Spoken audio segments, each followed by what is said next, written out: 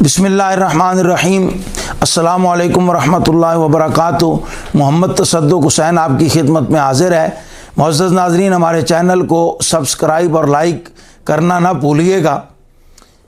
हुज़ूर सैयद आलम सल्लल्लाहु तआला अलैहि वसल्लम की इस कायनात में जलवा अफरोज़ी और 40 साल की उम्र मुबारक में आपका ऐलान नबुव्वत और इज़हार नबुव्वत, उसके बाद आले मक्का आपकी जान के दुश्मन बन गए और आपके रास्ते में मुख्तलिफ रुकावटें खड़ी की और कुफ़ारे मक्का के मद्दे मुकाबिल आपके साथ आपके चचा जनाब अबू तालिब और उम्मुल मोमिनीन हज़रत सैयदा खदीजतुल कुबरा रज़ियल्लाहु ताला अन्हा वो कुफ़ार के ख़िलाफ़ मैदान में डटे रहे, आपकी हमायत और पुष्ट पर रहे। नबुव्वत के 11वें साल के आगाज़ में जनाब अबू तालिब का इंतकाल हुआ और उसके बाद मुस्ने इस्लाम और हुज़ूर नबी पाक सल्लल्लाहु ताला अलैहि वसल्लम की इंतहाई महबूबा बीवी उम्मुल मोमिनीन हज़रत सैयदा खदीजतुल कुबरा रज़ियल्लाहु ताला अन्हा का विसाल हुआ तो कुफ़ार खुशियाँ मनाने लगे और कुफ़ार ने कहा कि अब इस्लाम को ख़त्म करने से कोई रोक नहीं सकता, इस्लाम को हम मक्के में मसदूद कर देंगे, बंद कर देंगे, बाहर जाएगा नहीं और यहाँ इतनी रुकावटें खड़ी करेंगे कि हुज़ूर नबी करीम सल्लल्लाहु ताला अलैहि वसल्लम माज़अल्लाह थक के बैठ जाएंगे। तो अल्लाह तबारक व तआला ने जिब्रील अमीन को भेजा और हुज़ूर सैयद आलम सल्लल्लाहु ताला अलैहि वसल्लम को एक रात जिब्रील अमीन 70,000 मलाइका के चुरमट में लेकर बुराक पे सवार करके पूरे इज़्ज़त तो शान के साथ पहले मस्जिद अक्सा ले गए, फिर 7 आसमानों की सैर करवाई, जन्नत और दोज़ख, फिर अर्श मुअल्ला और फिर सिदरतुल मुंतहा पे जिब्रील अमीन रह गए और हुजूर अर्श से भी आगे ला मकां के मकी हुए। तो ये बहुत बड़ा मोइज़ा था और अंबिया किराम अलैहिमुस्सलात व तस्लीम के जो मोइज़ात है तो ज़ाहिर है इस पर गुफ्तगू करने के लिए तो कई घंटे दरकार है। मुख्तसर क्लिप में तो कोई एक आध नुक्ता ही बयान हो सकता है। तो इमामुल अंबिया सल्लल्लाहु ताला अलैहि वसल्लम को जो मोइज़ा मेराज हासिल हुआ तो इस पर उलमा ने बहुत सारी हिकमतें बयान की। उनमें से एक हिकमत मैं आपकी खिदमत में अर्ज़ कर देता हूँ कि जब नबी दुनिया में तशरीफ़ लाए और उन्होंने अपनी नबुव्वत का ऐलान फरमाया तो उस वक़्त जो कौम की हालत थी, अल्लाह तबारक व तआला ने उस कौम के मिजाज के मुताबिक और कौम की हैसियत के मुताबिक उन अंबिया को मोइज़ात भी अता किए ताकि कौम को पता चल जाए कि ये अकल में आने वाली बात नहीं है और ये यहाँ दुनियावी असबाब से मावरा बात है और ये ख़ास अल्लाह तबारक व तआला का फ़ज़ल व एहसान और उसकी रहमत है और ये अल्लाह ताला के सच्चे नबी हैं। हज़रत मूसा अलैहिस्सलाम जब इस दुनिया में तशरीफ़ लाए फ़िरौन के मुकाबले में तो उस वक़्त जादूगरों का बड़ा ज़ोर था, यानी लोगों के नज़दीक जादूगरों की बड़ी इज्जत और तकरीम थी और फ़िरौन ने भी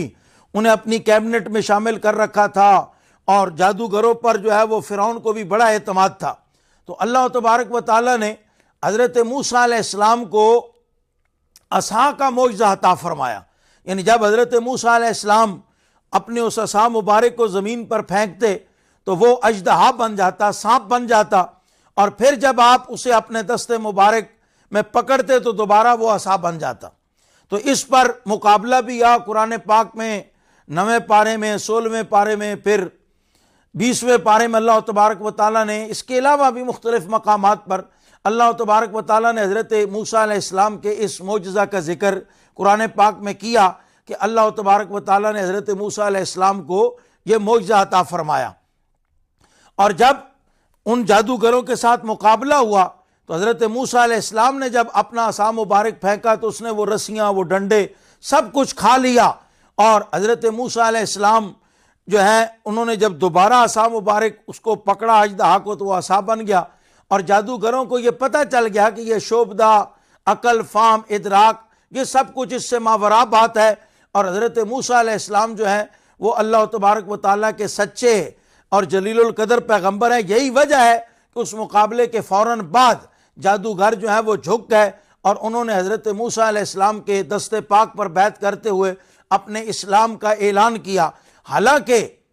फ़िरौन ने उन्हें कहा कि मैं तुम्हें सूली दूंगा, तुम्हारे हाथ पांव काटूंगा, लेकिन उन्होंने कहा जो करना है करो। उन्होंने अपने इस्लाम का इजहार किया। फिर हज़रत ईसा अलैहिस्सलाम तशरीफ़ लाए।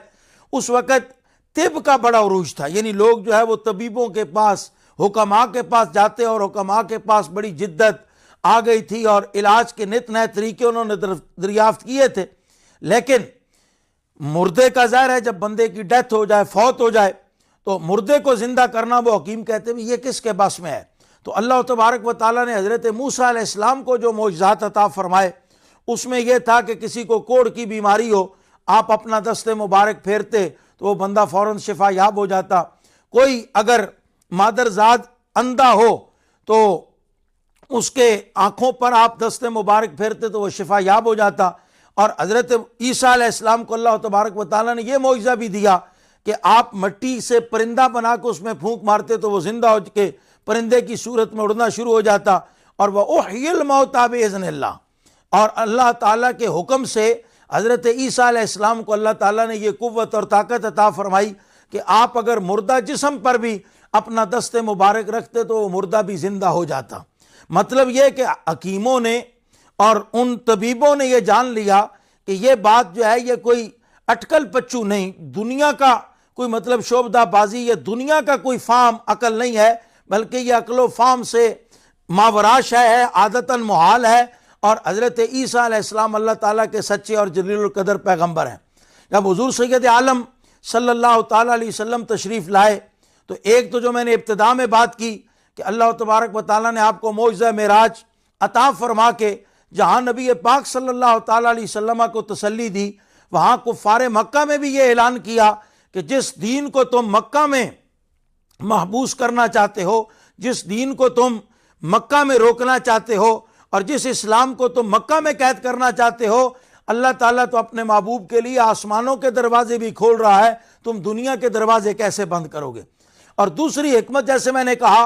तो इस मौजज़ा मेराज से हुज़ूर सैयद आलम सल्लल्लाहु ताला अलैहि वसल्लम की ख़त्म नबुव्वत भी साबित होती है कि आप आखिरी नबी बन के आए। दुनिया में जितनी भी तरक्की हो जाए, टेक्नोलॉजी जितनी आम हो जाए, दुनिया जहाँ कहीं जाने के दावे करे, चांद को मुसख्खर करने के, आसमानों को सर करने के, अगरचे इन दावों में तहफ़्फ़ुज़ात हैं, ये हकीकत है या नहीं है उससे कतई नज़र इस वक्त वो मौजू नहीं। तो इमामुल अंबिया सल्लल्लाहु ताला अलैहि वसल्लम का ये मौजज़ा मेराज इतना बड़ा है कि दुनिया जहाँ कहीं भी पहुँचे, कितनी भी सरबुलंदी पे पहुँचे, दुनिया में कोई बंदा बड़े से बड़े कद का भी हो, बड़े से बड़े मकाम का भी हो, बड़े से बड़े मर्तबे का भी हामिल हो, और वो अपनी किसी ईजाद पर, अपनी किसी तहकीक पर और अपनी किसी तरक्की और सरबुलंदी पर जब भी नज़र उठा के देखेगा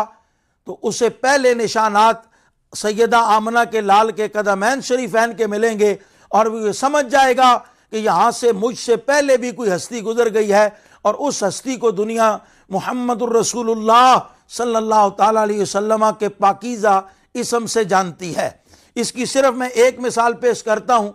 कि जब दुनिया ने, आलम कुफर ने चांद को मुसख्खर करने का दावा किया तो उन्होंने तस्वीर जारी की और उन्होंने कहा कि ये जो तस्वीर है कि चांद में एक बड़ी लंबी लकीर है और इसकी समझ नहीं आती। तो जब वो बात उलमा तक पहुंची तो उन्होंने कहा जबले अभी कुबैस पे खड़े होके हजरत सैयद आमना के लाल ने चांद को दो टुकड़े किया था, फिर जोड़ा था, तो गोया आलम कुफर की ताकीक से भी रसूलुल्लाह सल्लल्लाहु ताला अलैहि वसल्लम की इज्जत और वजाहत साबित हुई, आपकी तौकीर साबित हुई कि नबी पाक सल्लल्लाहु ताला अलैहि वसल्लम के मोजज़ात हक हैं। और यह मोजज़ा मेराज जो है यह बड़ी इज्जत व शर्फ की बात है और इसमें इमामुल अंबिया सल्लल्लाहु ताला अलैहि वसल्लम के साथ साथ इस उम्मत की भी तौकीर है। और वो मैं आखिरी बात करके कि नबी पाक सल्लल्लाहु ताला अलैहि वसल्लम हदीस पाक में आता है जब गए तो रब्बुल आलमीन ने पूछा, फरमाया ए महबूब तुम्हें कोई गम है कि मैंने तुझे आखिरी नबी बनाया? तो हुजूर ने फरमाया नहीं।